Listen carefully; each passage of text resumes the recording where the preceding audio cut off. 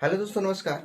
2,000 रुपये per month 5 साल तक जमा करते हैं तो आप इस स्ट्रेटेजी के माध्यम से आप लगभग 1.5 करोड़ रुपए का वेल्थ जमा कर सकते हैं, जो कि एसबीआई का बहुत ही अच्छा म्यूचुअल फंड है। ठीक है, इस वीडियो को शुरू से लास्ट तक देखिएगा, तभी जाकर के आपको ये स्ट्रेटेजी समझ में आएगा और तभी जाकर के आप इतने बड़े वेल्थ तक पहुंच पाएंगे। वीडियो स्टार्ट करने से पहले वीडियो अगर पसंद आएगा तो वीडियो को लाइक कर दीजिएगा। चैनल पर नए होंगे तो प्लीज चैनल को जरूर सब्सक्राइब कर लीजिएगा, क्योंकि मैं आपके लिए इसी तरीके का इंफॉर्मेटिव वीडियो लाता रहता हूँ। इस वीडियो में सबसे पहले मैं बात करूंगा कि एसबीआई का जो म्यूचुअल फंड है, जैसे कि आपको पता है कि एसबीआई एक गवर्नमेंट बैंक है और इसके द्वारा जितने भी प्रकार के म्यूचुअल फंड लाया जाता है वो कहीं ना कहीं बहुत ही फायदेमंद होता है। इसमें बहुत ही नुकसान जो होता है वो बहुत ही कम के परसेंटेज में नुकसान होता है और ज्यादातर फायदा ही आपको पहुंचाया जाता है। तो उसी में आज एक बहुत ही म्यूचुअल फंड, बहुत सारा म्यूचुअल फंड है एसबीआई का, उसमें से एक बहुत ही अच्छा म्यूचुअल फंड जो मैं आपके लिए लेकर के आया, जिस म्यूचुअल फंड का नाम है, आप देखते हैं एसबीआई का कॉन्ट्रा डायरेक्ट प्लान इन्वेस्टमेंट है। तो उसका म्यूचुअल फंड के बारे में बात करेंगे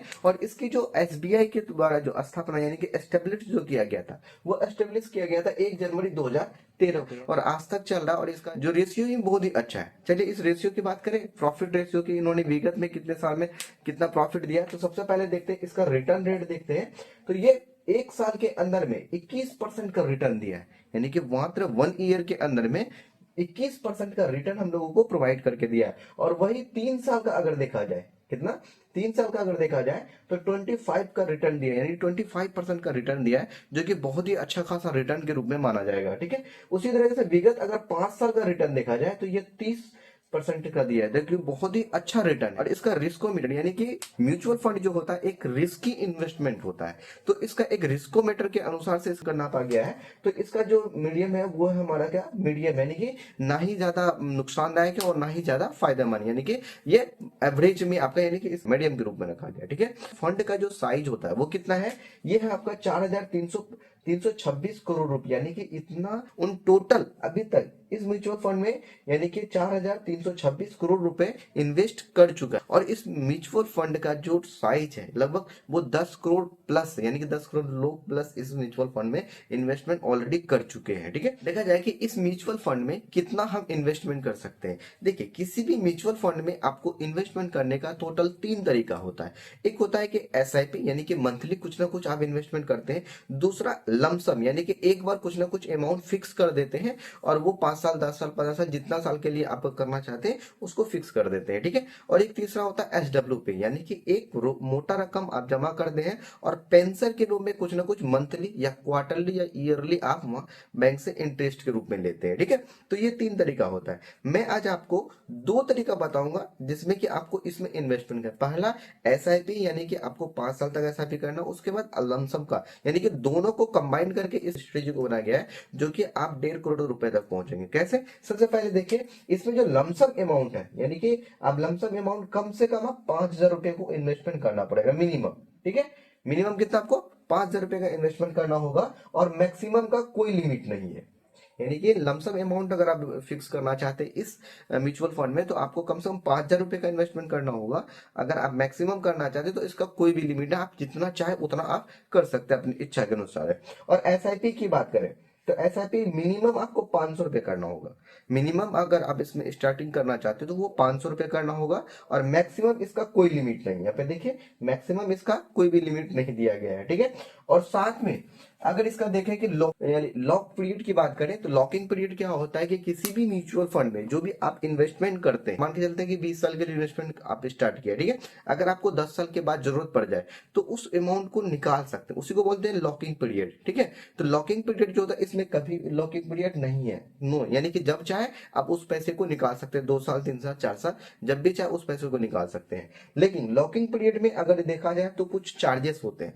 चार्जेस क्या होता है कि अगर आप उस अमाउंट को 1 साल के अंदर में निकालते तो 1% का चार्ज लगेगा। माने अगर 1 लाख रुपए का मैंने इन्वेस्टमेंट किया है तो 1 साल के अंदर में अगर उसको निकालते हैं तो 1 लाख का 1,000 रुपए गवर्नमेंट चार्ज के रूप में काट लेगा, आपको 99,000 रुपीज आपके अकाउंट में क्रेडिट कर दिया जाएगा। ठीक है, लेकिन उसी अमाउंट को अगर आप 1 साल के बाद निकालते हैं तो आपको 0% का चार्ज लगता है। ठीक है, कितना परसेंट, 0% का चार्ज लगता है, आपको उसमें किसी भी प्रकार का कोई भी चार्ज नहीं देना पड़ेगा। चलिए इसमें एक्सपेंस रेशो की बात करें तो एक्सपेंस रेशो क्या होता है, किसी भी म्यूचुअल फंड का जो खर्च होता है उसको हम लोग एक्सपेंस रेशो बोलते हैं कि कितना परसेंट कहाँ का वो खर्च कर रहा है, ठीक है। उसका जो एक्सपेंस रेशो आपको देख सकते हैं 0.57, जो कि बहुत ही अच्छा है। अब इसमें इन्वेस्टमेंट कैसे करेंगे, ये इन्वेस्टमेंट उन लोगों के लिए जिसकी मंथली इनकम कम से कम 15,000, 20,000 रुपए या 25,000 रुपए है, ठीक है। यानी कि मिनिमम 15,000 रुपए है, वही लोग कर पाएंगे। और बाकी जो कम इससे कमाते हैं तो उसके लिए थोड़ा दिक्कत हो सकता है, लेकिन आप चाहे तो आप कर सकते हैं, ठीक है। अगर आपका मंथली इनकम 20,000 रुपए है, उसका अगर आप 10% भी निकालेंगे तो आपका 2,000 रुपए होता है। तो 2,000 रुपए मंथली आप इन्वेस्टमेंट कर सकते हैं सेविंग के रूप में। अगर आप 2,000 रुपए मंथली इन्वेस्टमेंट करते हैं तो यहाँ पे देखिए इसका एनुअलाइज जो रिटर्न रेट है वो पांच ईयर में इसका 30% दिया गया है। और एक्सपेक्टेड रिटर्न अगर हम 18% का ही लेते हैं, ये जो कैलकुलेशन किया गया है वो इसमें एक्सपेक्टेड रिटर्न कितना 18% का ही अगर हम मान के चलते हैं, यानी कि 5 साल में 30% का रिटर्न दिया है, उसका हम मात्र 18% ही हम यहाँ पे कैलकुलेट कर रहे हैं, ठीक है। अगर आपका SIP का अमाउंट 2,000 रुपये, कितना 200 रुपया पर मंथ आपको जमा करना है, कितना पर मंथ जमा करना है, कितना 5 साल तक, ठीक है। मात्र 2,000 रुपया पर मंथ 5 साल तक जमा करना है। वही चीजें यहाँ पे लिखा हुआ है, अगर 5 साल तक 2,000 रुपया पर मंथ के हिसाब से जमा करते हैं तो मेरा टोटल अमाउंट जो फिक्स होता है वो 1,20,000 रुपए होता है। यानी कि 2,000 रुपया पर मंथ करके हिसाब से अगर हम जमा करते हैं 5 साल तक में, अगर हम जमा करेंगे तो टोटल अमाउंट मेरा जो इन्वेस्टमेंट जाएगा वो 1,20,000 रुपया जाएगा। और उसमें 18% के हिसाब से अगर हमको प्रॉफिट मिलेगा तो हमारे पास 75,316 रुपये होता है, ठीक है। अगर इन दोनों को, अगर मेरा इन्वेस्टमेंट 5 साल में जितना है प्लस जितना हमको रिटर्न मिला है, उन दोनों को कैलकुलेट कर लेंगे तो टोटल वैल्यू हमारे पास हो जाएगा 1,95,316 रुपए।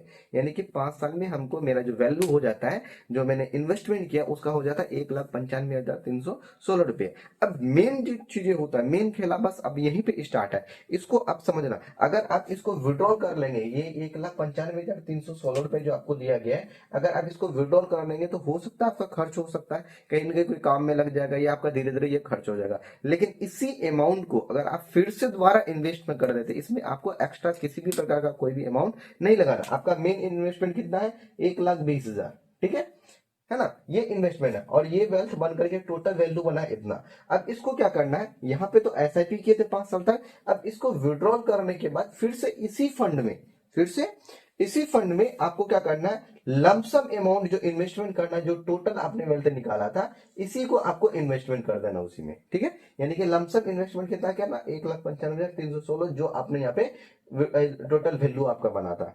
अब इसका जो एक्सपेक्टेड रिटर्न होगा वो 19% हम ईयरली जोड़ लें, कितना 19% अगर रिटर्न ईयरली हम जोड़ रहे हैं और हमारे इन्वेस्टमेंट कितना जा रहा है 1,20,000 का जो वेल्थ बना था, टोटल वेल्थ बना था 1,95,316 रुपए।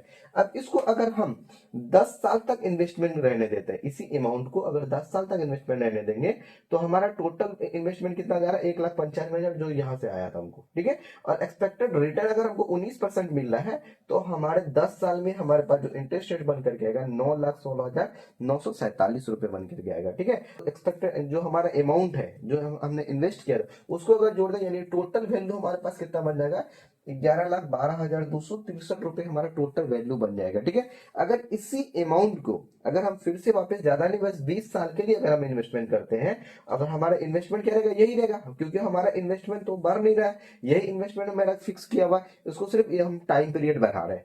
टाइम पीरियड अगर 20 साल का करते हैं तो हमारे पास जो रिटर्न रेट आता है वो कितना आएगा 61,38,669 रुपए। अगर टोटल वैल्यू अगर जोड़ लेते हैं हम 63,33,985 रुपए हो जाता है, ठीक है। ये टोटल वैल्यू बस है ना। तो ये है हमारा कंपाउंड इंटरेस्ट। अब इसी रुपए को अब ज्यादा नहीं और मात्र 5 साल के लिए अगर हम इन्वेस्टमेंट करते हैं, यानी कि टोटल 25 साल, 25 और 5 30, यानी कि हम अगर 1,20,000 मेरा जो वेल्थ जा रहा है वो टोटल 25 साल के लिए इन्वेस्टमेंट जाएगा। और 25 साल में इसको ये टोटल लगा करके अगर हम यहाँ पे देखिए वैल्यू इसका बनता है, एक्सपेक्टेड रिटर्न 19% के रिटर्न से अगर हमको मिलता है तो 1,49,19,813 रुपए बन जाता। और मेरा जो इन्वेस्टमेंट उसको अगर हम कर देते टोटल वैल्यू हमारा निकल के आ जाता है 1,51,15,129 रुपए हमारा टोटल वैल्यू बन जाता है। आपने इन्वेस्टमेंट कितना से स्टार्ट किया था, 2,000 रुपए पर मंथ करके स्टार्ट किया था, जो कि कोई खास बड़ा अमाउंट नहीं है। आप इतना अमाउंट इन्वेस्टमेंट कर सकते हैं, कोई भी आम व्यक्ति कर सकता है। अगर 15 से 20,000 रुपए मंथली वो कमा रहा है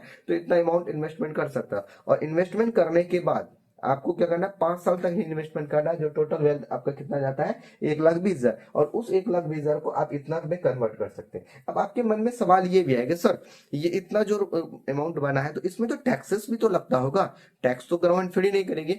तो देखिए गवर्नमेंट जो हमारे पास जो ये म्यूचुअल फंड होता है इसमें ना 2 प्रकार का टैक्स गेन करते हैं सरकार।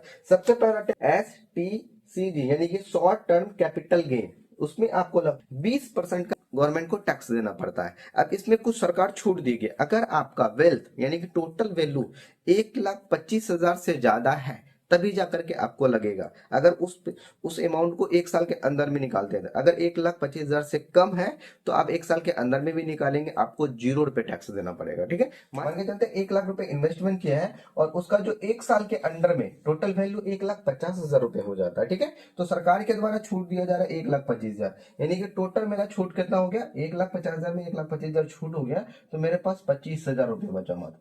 तो 25,000 रुपए बचा, उस पर 20% का टैक्स लगेगा। तो 20% का अगर टैक्स लगता है, हम इसको यहाँ पे कटा देते हैं, तो 5,000 रुपये हमारे पास आता है, जो कि गवर्नमेंट को हमको टैक्स देना पड़ेगा इसमें, 25,000 का ये इसमें। उसी तरीके से दूसरा टैक्स आता है जिसको हम लोग बोलते हैं LTCG यानी कि लॉन्ग टर्म कैपिटल गेन पे 12.5% का आपको टैक्स लगता है टोटल। अब ये क्या कि सेम चीज है, अगर आपने 1,00,000 रुपए इन्वेस्टमेंट किया है, ठीक है, 1,00,000 रुपए इन्वेस्टमेंट किया है और आपका जो ये जो हमारे पास जो है 1 साल के बाद, अगर ये 1.5 लाख रुपया होता है, ये 1 साल के बाद 3 साल में, 2 साल में या 3 साल में या 5 साल में अगर इतना अमाउंट आपके पास बनता है, ठीक है, तो आपको छूट कितना दिया जा रहा है, 1,25,000 का। तो बचा कितना, 25,000। 25,000 का 12.5% आपको टैक्स देना पड़ेगा। इसको कैलकुलेट करिएगा, 3,125 रुपये आपको टैक्स देना पड़ेगा। तो शॉर्ट टर्म में इतना टैक्स देना पड़ेगा और लॉन्ग टर्म में इतना टैक्स देना पड़ेगा।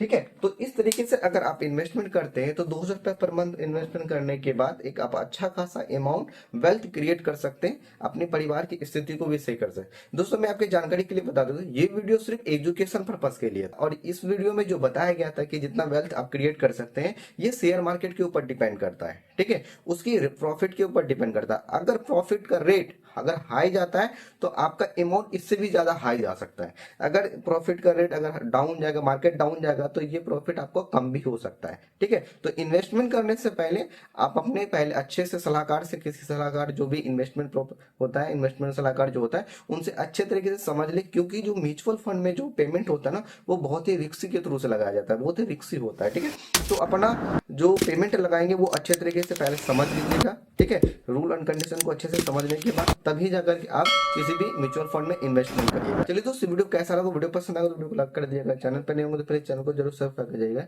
चलिए दोस्तों, मिलते हैं एक नई वीडियो में नई जानकारी के साथ, तब तक ले जाए जय भारत।